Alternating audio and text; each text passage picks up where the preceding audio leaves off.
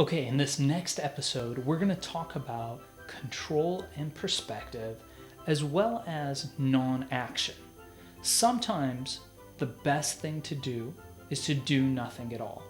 Go ahead and take a listen and let me know what you think in the comments. And make sure if you like our channel and the content that we're putting out to subscribe. See you on the episode. We have to do something. That's what people say. That's what people think when pressure builds up inside them. They feel that they need to take action in order to stop the pressure, in order to release the pressure. But if you remember from what we learned before, it's about control and perspective.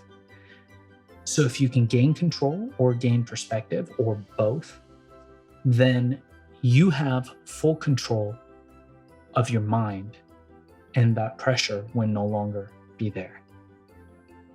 One of the things that people don't understand so often is the value of doing nothing, the value of not moving forward.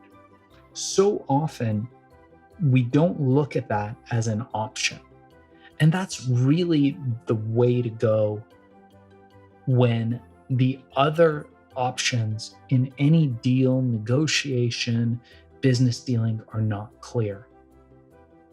Stewart used to always say to us, the author Stewart Wilde, who wrote the book, The Trick to Money, if you don't know, don't go. And it's so hard to do. I remember there was a period of time where I was trading heavily leveraged commodities, futures, options, hundreds of millions of dollars of leveraged commodities, oil, gold, pork bellies, coffee, whatever, moving through my fingers. And I would wake up in the morning and I would turn my computers on and I would look at the screens and I would be itching to make a trade. I mean, that's what I'm here for. I have all this fancy equipment. I had all the top of the line internet connections. Back in those days, it was a T1 connection that I was paying $1,500 a month for. And I had the best accounts and I was ready to trade. And I knew if I didn't trade, I wouldn't make any money. But the trades weren't there. The deals weren't there. So what would the best move be? So many times I got an itchy trigger finger and I lost a lot of money trading when I should have just waited for the deals to come. But I didn't. I lacked the patience in those days.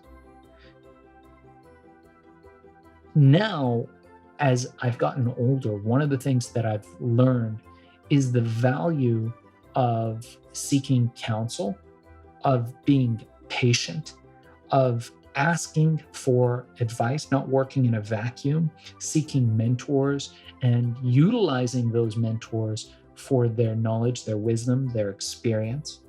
And it's so important because we have the tendency to work in a vacuum, to think that our problems are our problems and nobody else has them the way that we do, and that it's us alone that has to solve them. So there's two lessons to be had here. Lesson number one is if you don't know, don't go. Sometimes doing nothing is the best answer. Sometimes just waiting, even if you're itching for feedback from the other side, the other person, the other side of the deal, sometimes doing nothing has miraculous effects because then pressure builds up on the other side and they move to take an action. It's like playing chess. If you can put off a move long enough for the other person, the other side to make a foolish move, then you can take advantage. It's just the same in jiu-jitsu. When we train in Brazilian jiu-jitsu at the various academy that I train at, you sometimes look at the higher belts, the people that have been doing it for a long time, and they seemingly relax and fall asleep before a sparring match. We call it before a roll. And you look at them and they're not making any moves. They wait for the younger, more inexperienced guys to make their move. But what they're doing is they're letting pressure build and they're letting the other person make a foolish move. and give them something that they can then use their masterful tool set to take advantage of. The same in chess. You look at a great chess master, he knows that there's two sides. Side number one is a move that they're going to make, but side number two is what's the other side going to give them. Lesson number one. Lesson number two is that there's nothing keeping you from seeking counsel, from getting wise information from the other side.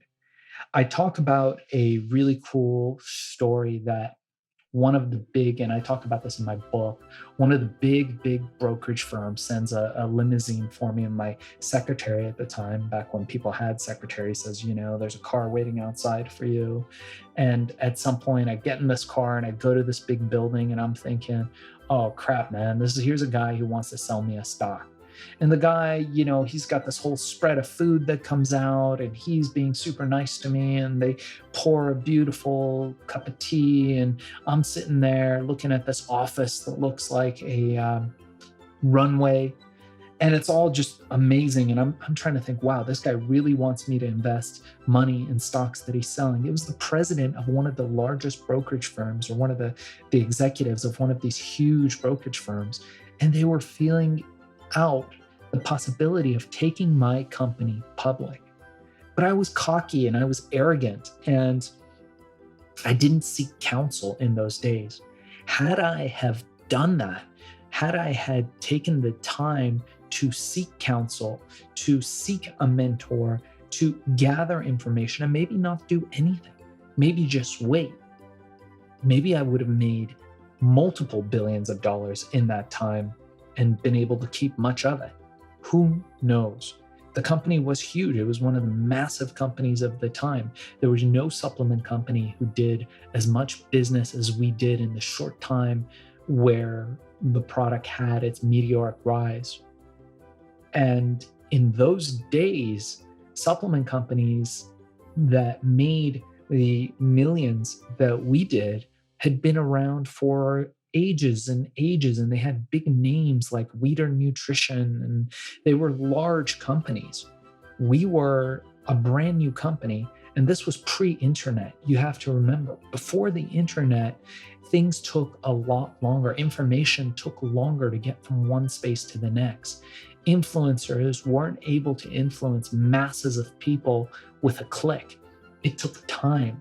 So the fact that herbal ecstasy became a global phenomenon seemingly overnight really speaks volumes to how impactful that product was in those days.